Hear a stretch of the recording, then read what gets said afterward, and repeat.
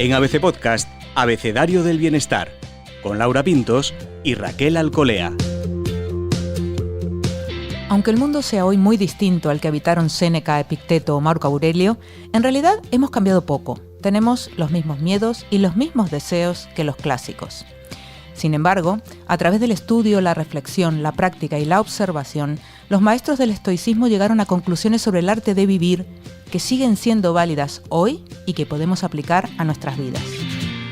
Soy Laura Pintos y en este episodio del podcast Abecedario del Bienestar, Raquel Alcolea y yo hablaremos con Pepe García, conocido como El Estoico. Además acaba de publicar su libro Siempre en Pie, una guía que, según él mismo nos cuenta, puede ayudarnos a alcanzar una felicidad imperturbable. Pepe García es licenciado en Derecho, máster en Liderazgo y Dirección de Equipos. Su pasión por la lectura y el estoicismo le llevó a dar un giro a su carrera y en 2019, hace muy poquito en realidad, creó elestoico.com y el podcast del Estoico.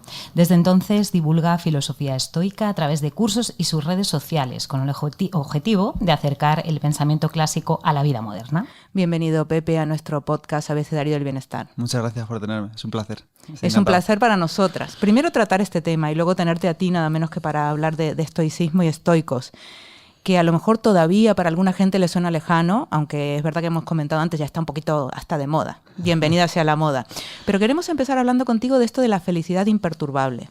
Si hablar de felicidad ya es una palabra grande, tú te has atrevido y has puesto dos enormes. Felicidad imperturbable. ¿Es posible? ¿Existe esto? Bueno, en general el estoicismo es un ideal, pero yo creo que como todos los ideales a veces se alcanzan, aunque sea efímeramente, ¿no? Y creo que la felicidad imperturbable está muy relacionado porque al final yo creo que la felicidad tiene mucho de imperturbabilidad, de tranquilidad, de serenidad. Y sin duda yo creo que cuando uno está sereno, tranquilo, está más cerca de la felicidad que cuando está agitado o con ira, con rencor, con envidia. Entonces, si tienes esa serenidad, pues es más fácil que estés feliz, que estés tranquilo.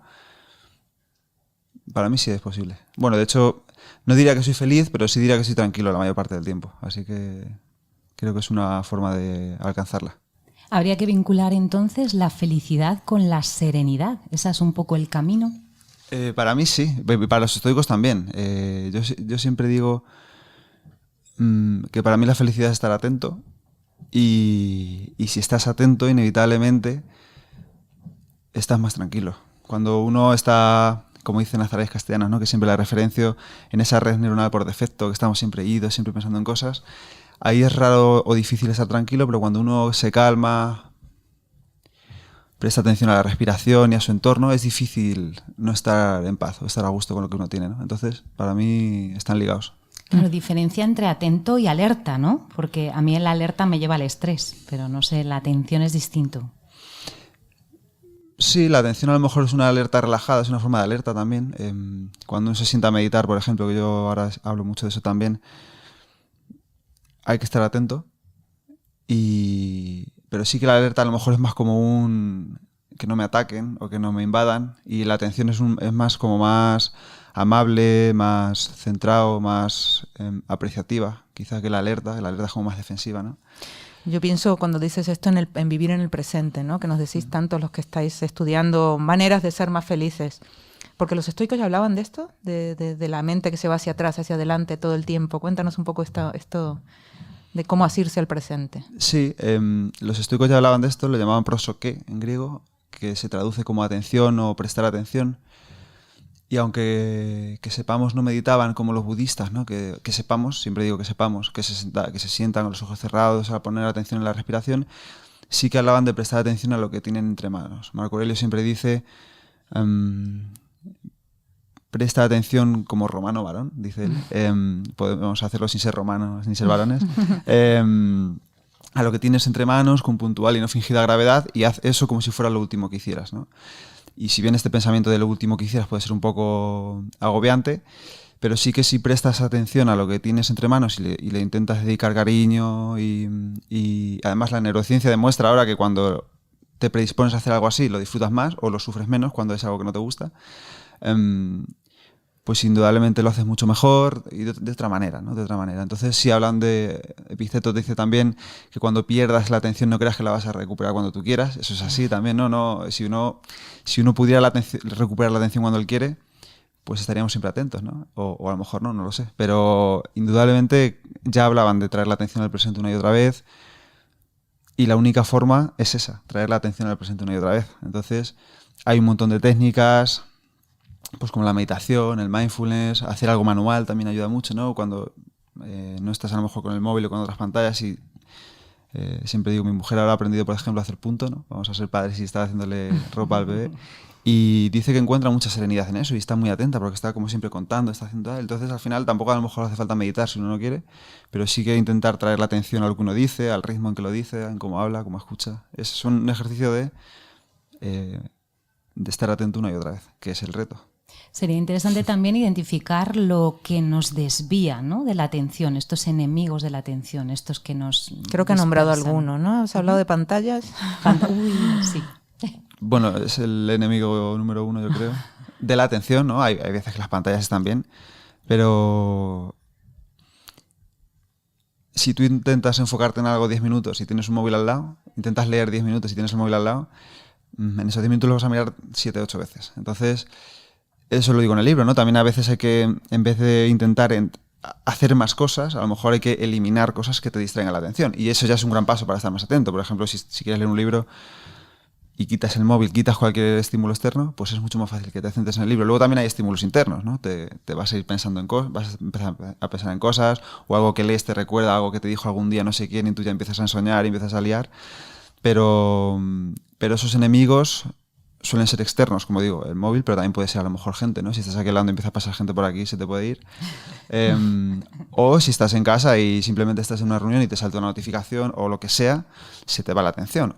O luego son distractores internos, en el sentido de, seguro que vosotras que escribís mucho, si cuando te pones delante una hoja en blanco y no te sale lo que quieres escribir, aunque no tengas móvil ni tengas nada, tu mente empieza a buscar cosas un poco más cómodas, ¿no? Va a pensar en otras cosas. Entonces esos distractores internos también hay que verlos y decir, oye, me estoy despistando, vuelve a la hoja en blanco. Aunque sea incómodo, aunque no te salga, vuelve a la hoja en blanco. Y ese es el ejercicio. O sea, el ejercicio no es ninguna píldora mágica, ni es el Himalaya. Sí, puedes traer la atención en el momento presente una y otra vez, una y otra vez, una y otra vez, pero se te va a volver a ir. Eso no te lo va a quitar nadie. Pepe, de todo esto que hablaba esta gente hace tanto tiempo, que parece que eran, ¡buah! ¿Qué conexión voy a tener yo con esta gente, con Marco Aurelio, ¿no? ¿Cómo llegaste a ellos y cómo te diste cuenta que era tan relevante o lo veías tú tan aplicable a nuestra vida hoy, pese a las grandes diferencias que hay en la forma de vida, ¿no? En las comodidades y demás? ¿Cómo podemos traer a estos del estoicismo, a toda esta gente al presente y por qué? Pues yo llegué, fíjate ahora criticando las pantallas, llegué a través del algoritmo de YouTube al estoicismo. Me saltó un vídeo de Tim Ferriss y luego ya pues me fue llevando a otros autores. Y me llamó la atención pues que en el siglo XXI, se estuviera hablando de eso todavía. Porque dije, si estos tíos que estaban en Roma, en Grecia.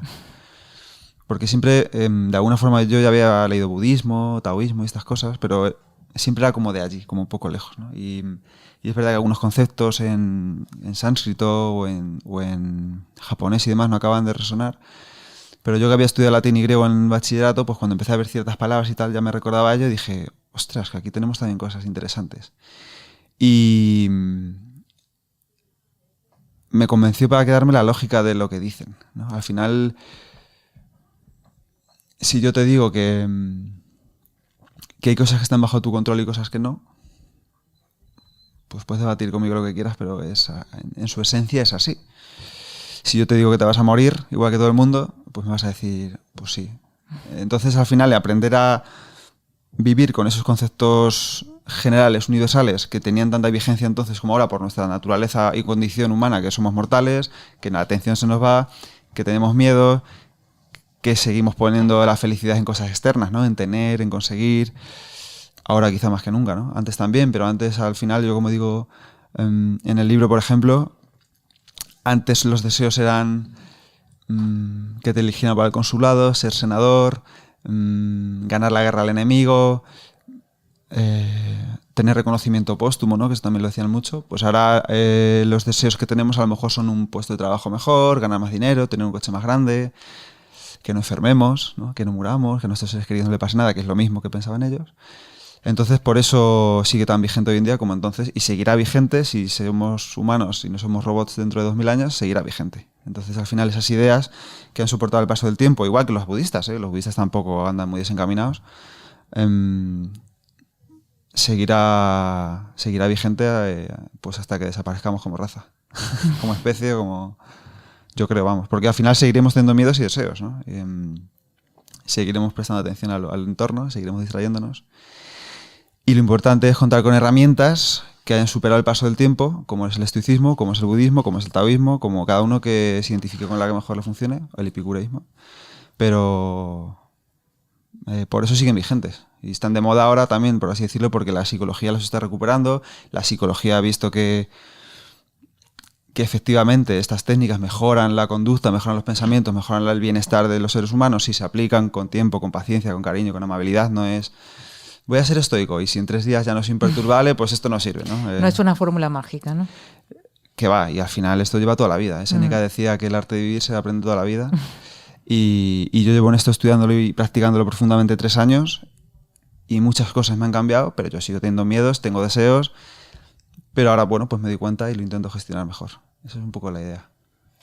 Has hablado de que es necesario tener atención. ¿Es posible entrenar la atención, de llevar una y otra vez la mente? ¿Y se puede entrenar de alguna manera? ¿Esto existe? Sí, se puede entrenar, como venía diciendo, en todo momento. Yo aquí ahora estoy prestando mucha atención a hablar despacio, porque siempre digo que me emociono, empiezo a acelerarme y como manchego que soy, pues tiendo a pronunciar poco. Entonces, estoy intentando prestar atención a lo que digo y vosotras, por ejemplo, podéis estar escuchando y si lo que digo a lo mejor resuena con algo que os habéis acordado, podéis empezar a ir, a dejar de escucharme y decir, oye, que estás aquí en la entrevista, vuelve a prestar atención, ¿no? De la misma manera, cuando salgamos de aquí, yo ahora puedo ir a mi casa y seguramente iré pensando en cómo ha ido esta entrevista, qué he dicho, qué debería haber dicho, qué no sé qué, y ahí me pillaré y diré, Pepe, ya estás otra vez, vuelve a prestar atención al paseo, al podcast que estás escuchando, a la música. En todo momento se puede prestar atención. Entonces, la idea es tener esa intención o vivir con esa intención de prestar atención, que a veces es agotador, no lo voy a engañar, porque muchas veces también es verdad que si el cerebro tiene esa red neuronal por defecto es porque a veces también es necesario sacarnos de lo que estamos haciendo ahora mismo, siempre, ¿no? Por eso existe. Pero se puede entrenar en cualquier momento y, por ejemplo, a mí una fórmula que me gusta mucho que es leyendo, o cuando intento no meditar a lo mejor, sino simplemente prestar atención a lo que leo, apuntar palitos cuando me voy despistando, ¿no? Y a veces esa lista de palitos la apunto en la hoja del libro, te ayuda a decir, oye, ¿te has despistado? Y la clave para mí es, no pasa nada, vuelve a prestar atención, ¿no? Porque si te empiezas a decir, madre mía, otra vez, siempre estás igual, qué despistado eres, qué cabeza, te empiezas a meterte contigo mismo, pues Nazaret también me dice siempre, la neurociencia ha demostrado que esa corteza cingulada anterior, que es la responsable de que te des cuenta que te has despistado, no se fortalece cuando te hablas mal. Entonces tienes que hablarte bien y decirte, oye, bueno, con amabilidad, con respeto, ¿no? Tampoco tienes que tirarte flores, pero simplemente decir, bueno, te has despistado, no pasa nada, vuelve a traer la atención. Y esa es la clave, ¿no? El cerebro cambia cuando te das cuenta de que estás despistado. Así que el reto es darse cuenta. Estamos hablando, ¿no? de toda esta gente que estudió esto hace tanto tiempo y de técnicas de las que ya hablaban, ¿no? Cuando no las formularon de esa manera, de la atención. ¿Qué valores tenían estos hombres? Que son los valores con los que supongo has conectado también, ¿no? Pues tenían 4 valores, virtudes, que ya vienen de Sócrates, de Platón, ya vienen de antes, ¿no? Pero ellos le dan un toque distinto y son 4 fundamentalmente, ¿no? Sabiduría práctica o prudencia. Cicerón también lo traduce como sensatez.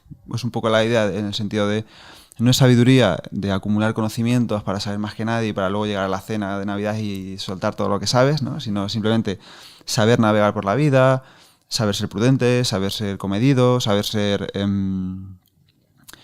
saber navegar por la vida, aprender tus errores, saber que, por ejemplo, aquí no puedes tirarme y bostezar, sino simplemente aprender a conducirte en cada sitio. Luego está la justicia, que también se traduce como bondad, que no es tanto el término legal de hoy en día de se ha hecho justicia, sino simplemente ser buena persona con los demás.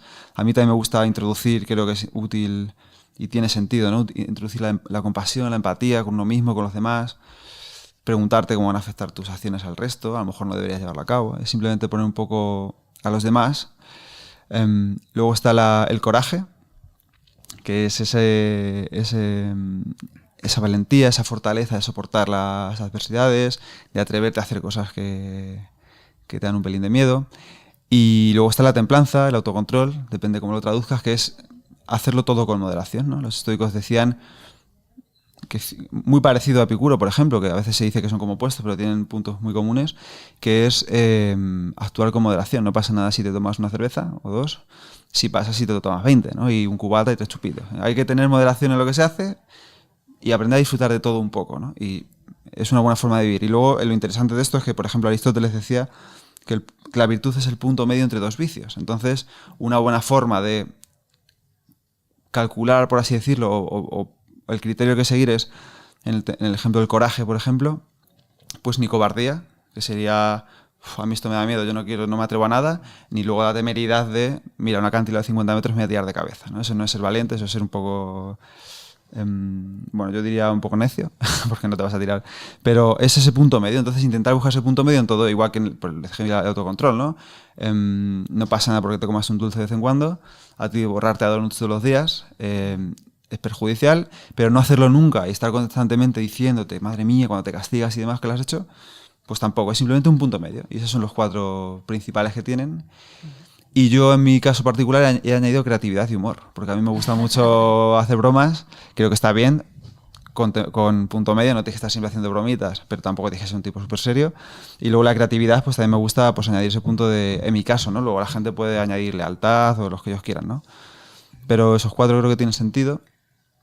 Se compenetran muy bien los unos con los otros y con creatividad y humor pues la vida también está bien, ¿no? No hace falta estar siempre ahí, ¿no? Suscribimos, yo me apunto a esa. Y ya depende de cada persona, pero no sé si esto es fácil. Siempre los periodistas hacemos estas preguntas, Pepe, esto de ¿cuál es lo más difícil?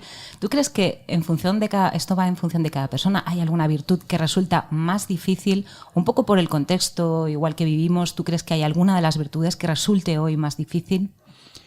Yo creo que a todo el mundo le resulta difícil unas más que otras, ¿no? Y como luego esto es tan subjetivo, porque dices, vale, ¿y qué es ser cobarde? Porque para lo que tienes ser cobarde, para mí no. O para lo que tienes bueno, para mí es malo. O siempre dicen, Hitler mató a un montón de judíos, ¿no? Y cómo la gente, si propugnaban la justicia, hacían eso. Cada uno tiene sus creencias y lo que es bueno y malo.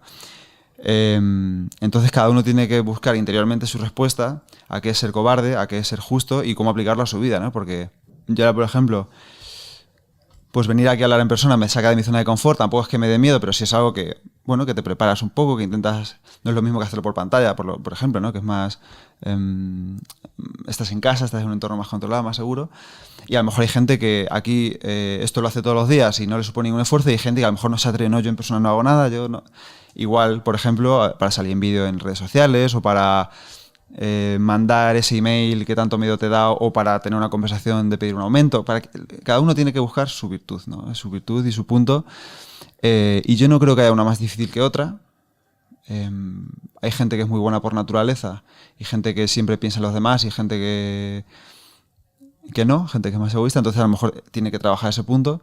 Pero no diría que una es universalmente más difícil para todo el mundo, ni diría que una es universalmente más fácil. Lo que sí creo es que todas, por ejemplo, tienen que pasar por el filtro de la sabiduría práctica, ¿no? Porque al final, pues lo que decía, ¿no? Para poner ese punto medio tienes que haber tenido experiencia previa, ¿no? Uno no sabe lo que es la valentía si no ha conocido el miedo. Entonces hay que tener ciertas experiencias para empezar a entenderlas y decir, vale, pues esto por la sabiduría práctica lo paso por aquí, pero no creo que, en mi caso al menos yo lo entiendo así, no creo que haya una universal que sea más difícil que otras. Entiendo que todo esto lo se trabaja leyendo, reflexionando, ¿no? Y aplicando en ti mismo todos estos conocimientos. ¿Y la parte física para los estoicos dónde estaba? ¿Te refieres al ejercicio, al movimiento? Pues ellos también hacían. Que sepamos, no sé si como hoy, pero por ejemplo Séneca en sus cartas a Lucilio habla de... Séneca fue un tipo que tuvo una enfermedad delicada casi toda su vida, tenía una especie de asma, ¿no? Él se ahogaba. Su tía se lo llevó a México, a Egipto, que es un clima más cálido, menos húmedo a lo mejor que Roma.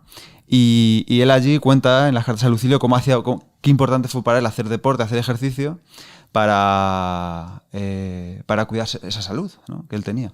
Y una de las cosas que dice saltos con pesos, a lo mejor hoy en día eso puede ser, no sé, hacer burpees con chaleco, no sé, carreras rápidas, carreras intensas, y sobre todo él le daba mucha importancia al tiempo, decía que es lo más valioso que tenemos, ejercicios que te lleven poco tiempo, decía él, ¿no? Entonces, pues a lo mejor hacer un HIIT o ir a CrossFit que decíamos antes, pues puede ser una buena forma de entrenar mucho en poco tiempo. A lo mejor no hace falta que vayas 7 horas con la bici, ¿no? Séneca no lo aprobaría porque él decía que 7 horas era mucho, pero los estoicos daban importancia al cuerpo. Epicteto hace muchas analogías también a los Juegos Olímpicos, al guerrero, al gimnasta. Podemos entender que él también haría deporte, por lo menos sabemos también que era cojo, no sé hasta qué punto podría hacer, pero sí que le daba importancia. No sé si era Platón, creo que Platón se traduce como espaldas anchas, no era su nombre. Entonces, también podemos pensar que a lo mejor los antiguos filósofos en Grecia también hacían bastante ejercicio, ¿no?, deporte. Sócrates también sabemos que fue militar, no solo fue filósofo, fue a la guerra. Y bueno, pues indudablemente le daban importancia al cuerpo, pero también la justa, ¿no? Una vez más, punto medio. Si entrenas todos los días una paliza, pues seguramente te vas a romper. Si no entrenas nunca, también te vas a romper de otra manera. Y hay que poner un poco ese punto medio, todos los días un poco y ya está, ¿no? Así es como lo veo yo y como lo hago, ¿no? En tu libro Siempre en Pie propones un ejercicio que es escribir en general, pero en particular un diario filosófico. ¿Esto cómo se hace? ¿Cómo se empieza? Pues cuando nos hablan de un diario siempre pensamos en lo que has hecho, ¿no? Si revisas un diario tuyo de 15 años, pues hoy he ido a no sé dónde, he comprado, me he enamorado de un chico, he hecho tal, no sé qué. Pero el diario filosófico es más una especie de examen de conciencia que te ayuda a revisar tus acciones y a revisar si te estás conduciendo conforme a lo que dices, a lo que predicas, ¿no? Tanto que hablas, a ver si es verdad que también. Entonces, por ejemplo, Marco Aurelio recomendaba siempre por la mañana prepararse para el día que tienes delante, con qué valores vas a vivir hoy, con qué te vas a encontrar, qué dificultades vas a tener. Está bien pensar en las dificultades porque luego te va a ayudar a afrontarlas un poco más de tranquilidad, con esa serenidad que decíamos al principio. Y luego, sobre todo, habla de esto Séneca, que lo toman de los pitagóricos, ¿no? Pitágoras decía que todas las noches, antes de cerrar los ojos, revises qué has hecho bien, qué has hecho mal, y así te pondrás en el camino de la virtud. Y Séneca decía Séneca me gusta mucho cómo lo presenta, porque él tenía una formación legislativa y de derecho y demás, y él dice siempre que lo tienes que hacer como una especie de... Tienes que presentar ante ti tu causa como si fueras un juez, ¿no? Entonces dices, vale, repasa los hechos del día. Y yo, que también estudio Derecho, dije, ¿y cómo puedes repasar los hechos del día y ganar un juicio? Pues un juicio lo ganas con pruebas, ¿no? Entonces, ¿cómo ganas el juicio contra ti mismo? Pues proponiéndote pruebas de, oye, hoy actúa con disciplina, ¿no? Y dices, tendemos a engañarnos, sí, hoy he ido al gimnasio y tal, no sé qué, pero luego si te pones a revisar si has actuado con disciplina realmente, dices, vale, ¿qué pruebas tienes para demostrarme que has actuado con disciplina, ¿no? Le presentarías al juez. Pues al final me iba a entrenar, me comió una pizza, me comió no sé qué tal, siempre lo exagero un poco, ¿no? Pues es verdad que no he actuado con disciplina, yo creo que sí, bueno, ¿qué puedo hacer mejor mañana, no? Tal, diseñar mi entorno, un montón de estrategias. He actuado así, no he actuado así, simplemente revisa tus acciones, revisa lo que te pasa en el día, revisa qué has hecho bien, qué has hecho mal, qué puedes hacer mejor mañana, qué te has equivocado, qué pruebas tienes de que eso que dices es verdad. Y eso, si haces un loop, que le llaman en inglés, no sé cómo se dice ahora mismo en español, por la mañana te preparas, por la noche revisas, por la mañana te preparas, por la noche revisas, haces ese diario. Por escrito está muy bien, yo ya lo hago a veces mentalmente también, porque, bueno, tengo un perro, lo saco por las mañanas y cuando lo saco pienso en eso y cuando lo saco por la noche pienso en ello también, entonces tampoco hace falta que me siente, pero creo que está bien sentarse a escribirlo, lo sacas de la cabeza, lo ves por escrito, como hacía Marco Aurelio con las meditaciones, y poco a poco te vas dando cuenta un poco de quién eres, en qué te equivocas, en qué aciertas.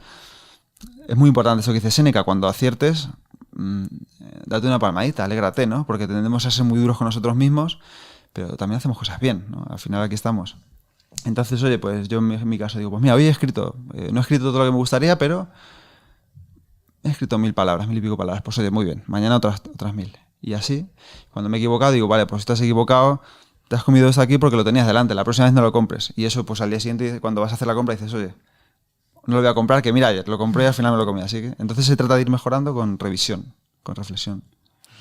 una de las cosas que tenemos todos sobre la cabeza, sobre todo estos últimos años con pandemia y tal, es la incertidumbre, la sensación de que todo puede cambiar, no sabemos si, cómo, para qué, cómo nos afectará, una sensación un poco de estar siempre al borde del precipicio, ¿no? ¿Cómo podemos abordar esta sensación poco generalizada a partir de estas enseñanzas? Pues yo creo que aprendiendo a vivir con ella, a aceptar que la vida es así, que nunca vas a tener nada controlado ni nada seguro al 100%, y simplemente abrazándola, ¿no? Es decir, oye, como decían los estoicos, no, hay cosas que puedo controlar y cosas que no puedo controlar. La incertidumbre no la puedo controlar. Yo no sé si me voy a morir cuando salga por aquí, mañana, en 10 años o en 50. Y igual que ninguno de nosotros los que estamos aquí. Entonces, simplemente aprende a vivir con esa idea de la forma más serena posible, porque nunca te vas a deshacer de la incertidumbre, ¿no? Hay gente que le gusta tener las cosas más controladas, pero el control tiene un límite. Hay cosas que tú no puedes controlar. Por mucho que tú te da miedo la enfermedad. Es que a mí me agobia mucho, a mucha gente le pasa, ¿no? Yo no sé, me da mucho miedo la enfermedad, el cáncer, la muerte. Es normal que te dé miedo. Hazte la idea de que no está bajo tu control que enfermes o no enfermes. Puedes hacer un montón de cosas. Puedes entrenar, comer bien, descansar, meditar, un montón de cosas que puedes hacer para controlar tu salud, para controlar lo que está bajo tu control, pero luego el cuerpo va a su ritmo, las cosas pasan, hay gente que enferma aunque se cuide muchísimo, hay gente que no se cuida nada y se muere con 95 años tan a gusto.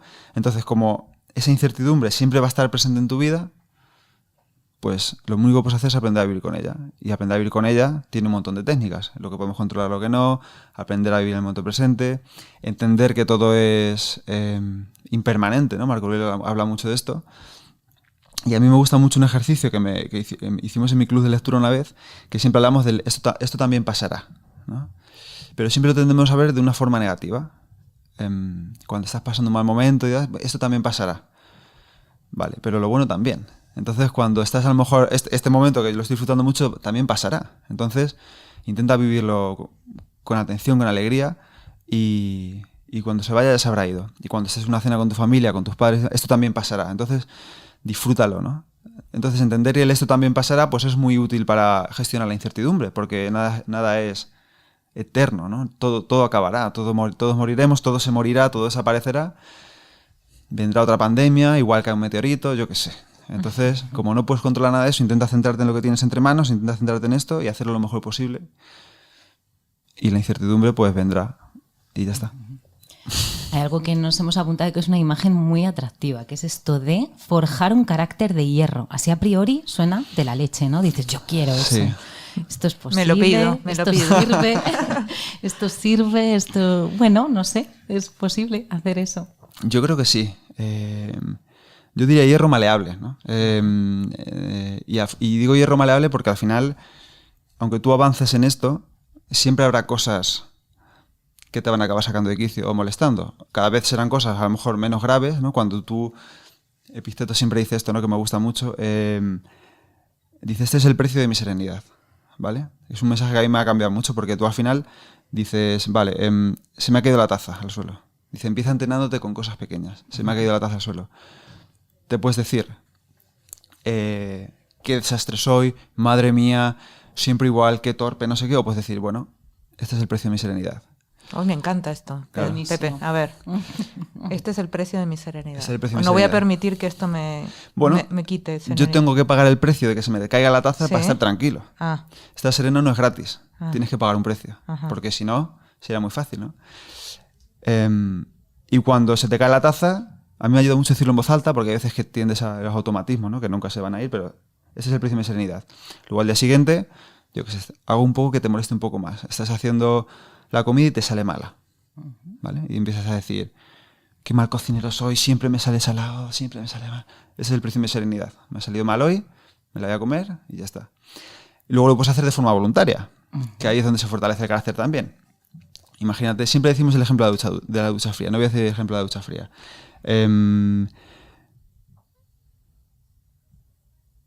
Vale, algo que te suele salir que te suele sacar de quicio. Vas al supermercado y hay un montón de gente y tú tienes prisa, ¿vale? Te pones en la cola más larga y dices, este es el precio de mi serenidad. Te pones a propósito en la cola más larga. A propósito en la cola más larga. para entrenarte en que no siempre las cosas van a ser como tú quieras, ¿no? Hay una frase que me gusta mucho del libro 4000 semanas que dice: la impaciencia es la incapacidad para aceptar que el mundo va a un ritmo más lento del que a ti te gustaría. Entonces, si haces ese ritmo más lento todavía, te pones la cola más larga y dices: este es el precio de mi serenidad. Voy a intentar estar tranquilo en esta cola con este ejercicio que estoy haciendo. Y dices: vale, solamente voy a estar tranquilo, ya está. Luego lo puse haciendo con cosas más graves todavía, como cuando, por ejemplo, decíamos que un hater te insulta en redes sociales, ¿vale? Este es el precio de mi serenidad. Yo para estar tranquilo tengo que pasar por esto, ¿vale? Preferiría quizás que no hubiera ocurrido porque a nadie le guste que le insulten, pero ya ha pasado y yo puedo elegir o cabrearme y decir: este cretino, ¿por qué me ha dicho? Madre mía. O puedo decir: este es el precio de mi serenidad, ¿vale? Ya ha pasado esto, si yo quiero estar tranquilo, tengo que sortear este obstáculo, de este insulto. Voy a intentar responderle de la forma más serena, más amable, más tranquila posible. Y esa frase te serena bastante. Uh-huh. Entonces, ese carácter de hierro que decíamos al principio, que como ya te he dicho, me voy a ir por las ramas, se fortalece así, con ese diálogo interior, con ese, bueno, esto es lo que hay, lo soporto con serenidad, vas al médico, hay un montón de... ¿no? Tú sabes cuándo entras, pero no cuándo sales. Este es el precio de mi serenidad, yo tengo que ir al médico, voy a estar aquí de todas formas, voy a estar tranquilo. Es ir cambiando ese diálogo interior e ir aprendiendo a soportar las cosas que no puedes controlar de la mejor manera posible y cambiando el diálogo interno que decía Marco Aurelio. A veces hay que tener principios a mano, a veces ese principio de este es el precio de mi serenidad es un principio. Otro muy interesante es: esto es una prueba para mi carácter, ¿vale? Los estoicos veían que pensaban que los dioses les ponían pruebas para poner a prueba su carácter, para ver si eran tan estoicos como decían ser, ¿no? O tú dices que eres muy estoico, pero mira, te voy a lanzar aquí un obstáculo, a ver si es verdad que eres muy estoico o te das la vuelta y sales llorando, ¿no? Pues entonces decían: vale, esto es una prueba para mi carácter. ¿Cómo elijo responder? Si yo quiero ser una persona tranquila, serena y tal, ¿puedo responder gritando, poniéndome loco o tal? ¿O puedo responder con tranquilidad? Vale, pues voy a intentar serenarme, voy a hacer unas respiraciones lentas, voy a intentar leer, pero voy a intentar lidiar con esto con serenidad y con tranquilidad, y con fortaleza, y ya está, y no pasa nada, ¿no? No te pasa nada la mayoría de las veces. Si hay un atasco, no te pasa nada. Estás en un coche con aire acondicionado o con calefacción, con un podcast tranquilito o con un café incluso, pero te llevan los demonios. Claro. No puedes hacer nada para salir de ese atasco, no puedes coger un coche y irte volando, a lo mejor dentro de 50 años sí, pero hoy no. El precio de tu serenidad es aguantar ese atasco de la forma más tranquila posible. Bueno, pues voy a ver qué puedo hacer, ¿no? Es un test para mi carácter. Yo digo que tengo un carácter de hierro. Si tengo un carácter de hierro, ¿me tengo que poner de los nervios porque hay un atasco? Pues seguramente no. Igual podemos aplacar la bicha esta de la ira, ¿no? Yo reconozco que hay según qué momentos, qué contextos, que hay algo que surge ahí como de dentro, ¿sabes? Igual si lo vas entrenando lo dejas dormido, ¿no? En algún momento. Más que dejarlo dormido, yo creo que te das cuenta antes. Porque no sé si eso se puede llegar a dormir. Los estoicos decían, Séneca sobre todo, tiene un manual entero de la ira, si lo queréis leer es maravilloso, se llama Sobre la ira. Y él habla de una cosa que también hablaba de la neurociencia que dice siempre Nazaret, ¿no? Que yo la menciono mucho porque estoy haciendo un curso con ella y me encanta, ¿no? Y siempre la hemos tenido en este podcast. Quien nos está escuchando puede buscar por ahí el capítulo el episodio con Nazaret. Es maravilloso. Ella siempre dice: el cuerpo sabe lo que la mente desconoce, porque se ha demostrado que la emoción se manifiesta primero en el cuerpo y luego ya llega a la parte consciente, ¿no? Entonces Séneca decía, que ha hecho antes Raquel, ese gesto de que te sale de dentro, tú en tu cuerpo empiezas a notar cuando vas apretando los puños, cuando estás apretando la mandíbula, cuando te estás empezando a caldear, y cuando notes eso, entonces es cuando tienes que apartarte a un sitio siempre que puedas y decir: venga, voy a respirar, voy a tranquilizarme. Séneca decía: mírate a un espejo y vas a ver que tienes una cara de bestia, que entonces vas a decir: ¿cómo puedo tener esa cara? Voy a intentar relajar. Funciona ahora, ¿no? Relaja los músculos de la frente, relaja los músculos de los ojos, la mandíbula, no sé qué intenta tal. Y ahí estás creando ese espacio entre estímulo y respuesta. Y aunque no vas a salir siendo una persona súper feliz y no vas a ser tal, pero sí vas a estar un poco más tranquilo, vas a decir: bueno, mira, esto que has hecho me ha puesto un poco de mal humor, vamos a hablar luego sobre esto. En vez de... Los romanos siempre decían retrasar la respuesta. Para darte tiempo a elegir cómo responder, entiendo, ¿no? Es un ejercicio también, que como decimos, la emoción sale a veces y muchas veces no vas a... Pero hay veces que sí vas a decir: venga, decía Séneca, haz movimientos lentos, porque cuando el cuerpo se ralentiza, el alma también. Entonces, esos movimientos lentos puede ser, a lo mejor si haces tai chi, pues hacer unos movimientos así tranquilos. La ira normalmente es como hablas rápido, hablas alto, no sé qué tal. Si notas que estás empezando a hacer eso, busca un punto de equilibrio, busca unos movimientos, empieza a andar lento, a mover lento, a respirar lento, hablar más flojo, que dice Pablo II también, hablar más flojo. Eso lo decían mucho de Sócrates, ¿no? Decían, Sócrates no se enfada nunca, dice Séneca en el libro de la ira. Y decía, sí se enfada. Y nosotros sabemos que se enfada cuando está hablando flojo. ¿Vale? Entonces, cuando veían a Sócrates hablando flojo, decían, este está enfadado. Está controlando, está controlando. Mira, entonces, hablar flojo. Pepe, tú estás nombrando a mucha gente de entonces y dices, tiene un libro sobre la ira. A ver, si alguien nos está escuchando y dice, a mí esto conecta conmigo y me gustaría indagar, ¿qué hace? ¿Por dónde empieza? Además de seguirte a ti, que lo divulgas muy bien y lo bajas mucho a nuestra vida actual, ¿no? Lo traes mucho. ¿Puedo leer a esta gente? ¿Lo entendería si yo cojo un libro de ellos? ¿Cómo empiezo a meterme en el estoicismo? Bueno, yo empezaría por un libro moderno, puede ser el mío, puede ser el de Marcos Vázquez Invisto, que también es muy bueno, para entender los conceptos generales, ¿no? Y porque muchas veces tú lees el memento mori, amor fati, no sé qué, pero en los estoicos no te dicen memento mori, amor fati. Bueno, quizá en latín sí, pero las traducciones en castellano no. Y una vez tengas esos conceptos básicos un poco ya entendidos y demás, pues ya te puedes ir a los estoicos. ¿Por dónde empezar? Depende mucho de la personalidad de cada uno. Séneca es el estoico que habla de más cosas. Habla de la ira, habla de los viajes, habla de no tener más libros de los que puedas leer, habla de la amistad, habla de muchas cosas. Entonces es muy interesante leer, por ejemplo, las cartas a Lucilio son 124, pues te lees una cada día. Tardas 10, 15 minutos, la lees y ya está. Es un muy buen libro por el que empezar, porque además ahí condensa toda su sabiduría, lo escribe al final de su vida, y ahí es un manual de estoicismo increíble, ¿no? Además escribe a un amigo, que es como si fuera su mentor, por así decirlo, entonces puedes ver que te escribe a ti también, ¿no? Muchas cosas que lees y dices, madre mía, si esto me ha pasado hoy. Las cartas a Lucilio, si tienes cuestiones con la ira, con el enfado, lee sobre la ira. Si quieres algo muy práctico, también puedes leer a Epicteto. Empiezas por el manual de vida, que son 53 pasajes, y es el más directo y el más práctico. Te dice, en una mesa no hables sobre cómo comer, come bien. O sea, ya está. Sí, está muy bien. No te habla a veces habla de los dioses y cosas raras, pero te dice, ¿crees que puedes moderarte si comes y bebes en exceso? Seguramente no. Entonces, pues es verdad. Entonces es muy práctico. Epicteto está muy bien para leerlo, y luego Marco Aurelio es más, yo siempre digo que es más tuiteable y más para poner en Instagram. Es más profundo, escribe para sí mismo, no intenta explicarlo a nadie. Entonces Marco Aurelio yo lo dejaré un poquito quizá para más adelante, pero sería el tercero a lo mejor. Entonces pues Séneca, Epicteto y luego quizás Marco Aurelio, que es más un poco más, no tiene un hilo conductor, ¿no? Escribía para sí mismo. Si tú coges el diario de alguien, pues muchas veces habla de su día, entonces él habla de su día y tú no tienes nada que decir, pero bueno, yo lo dejaré para el final. Claro, pero además Pepe nos dice, sí, leer mucho, todo lo que queráis, pero es importante llevarlo a la práctica, ¿no? Porque por mucho que leamos, yo creo que haces también algunas analogías con leer sobre deporte. Si no practicas las cosas, si no practicas el estoicismo, no lo puedes interiorizar o vivir, ¿no? Eso es. Prácticas así que nos puedas hablar en el día a día, ¿no? Pues sí, totalmente de acuerdo, ¿no? Pierre Hadot diferenciaba entre el discurso de la filosofía y la filosofía vivida. Entonces tú puedes hablar mucho de esto y está muy bien, aquí estamos hablando, pero ahora tienes que salir al ruedo y empezar a aplicar, ¿no? Entonces, lo que decíamos de la atención, intentar traer la atención siempre que puedas. Eso es un ejercicio 100% práctico y no tiene más truco que ese. Intentar traer la atención de vuelta. El de los palitos, que decía también, apuntar palitos cuando te pilles despistado haciendo algo. Pero luego, por ejemplo, la dicotomía del control, y lo explico también ahí, es muy útil. Haces una hojita por la mañana, cuando haces el diario filosófico por la mañana, y simplemente te dices, bueno, ¿qué situaciones creo que me voy a encontrar hoy? ¿Vale? Nadie es adivino de su día al 100%, pero todos más o menos. Pues hoy tengo una reunión, hoy tengo una entrevista, hoy tengo una cena. Esas son situaciones que voy a vivir. Columna de la izquierda, ¿vale? 3 columnas. Columna de la izquierda, ¿qué situación voy a vivir hoy? Columna del centro, ¿qué estará bajo mi control en esa situación? ¿Vale? Aprender a discernir es una habilidad también, porque muchas veces tú dices, bueno, está bajo mi control.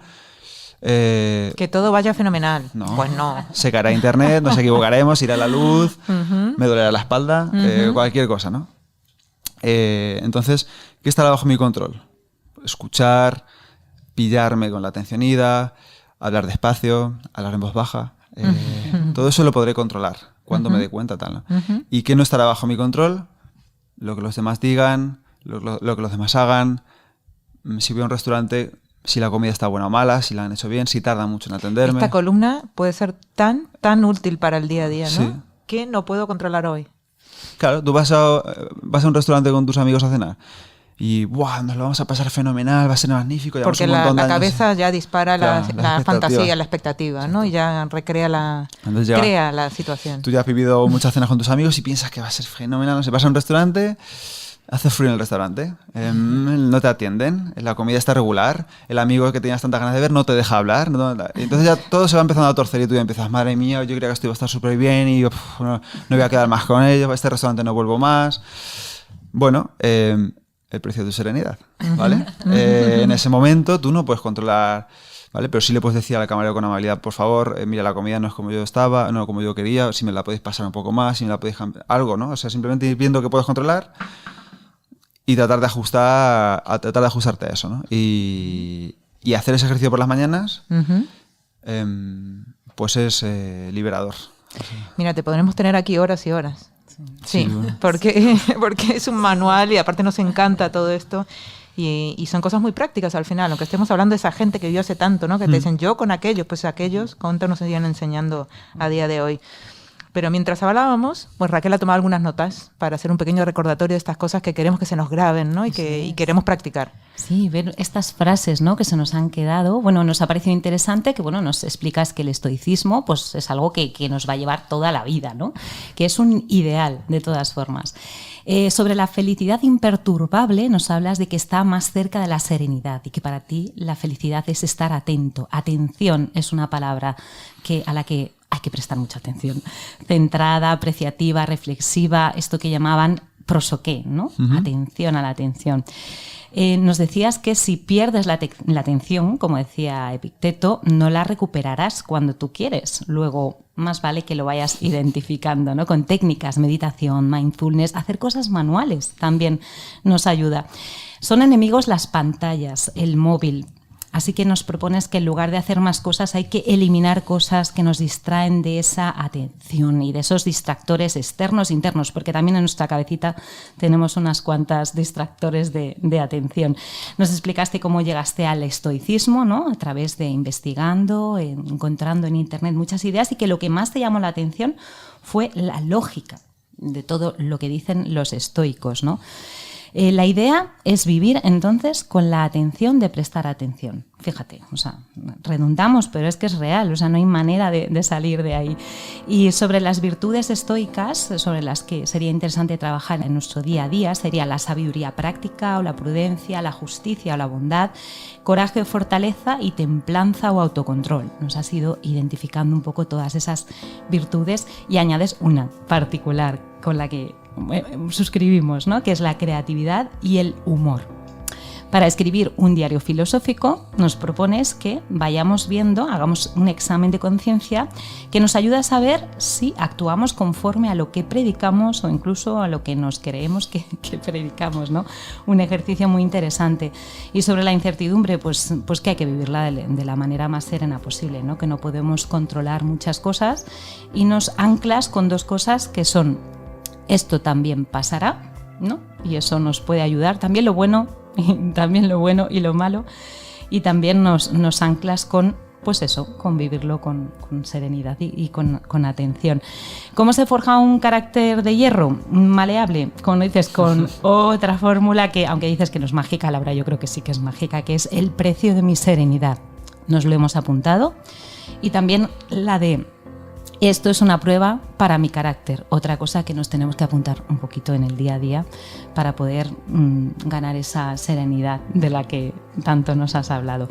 Y bueno, nos quedamos un poco con esas ideas, hay muchas más, pero bueno, pueden volver a escuchar el podcast. Claro, es que lo vamos a tener que escuchar y leer también su Siempre en Pie para ver la vida como eso, como un aprendizaje, y como estas pruebas que realmente nos ayudan, las pruebas. Pepe, muchísimas gracias. Un gusto tenerte en el podcast. Lo mismo digo, qué maravilla el resumen este. Yo estaba diciendo todo eso y he contado. Y más, y más. Muchas gracias. Todo esto qué bonito. Has prestado mucha atención. O sea que... La atención en la atención. Sí. Muchas gracias por invitarme, ha estado genial. A ti y hasta la próxima, bienestarios.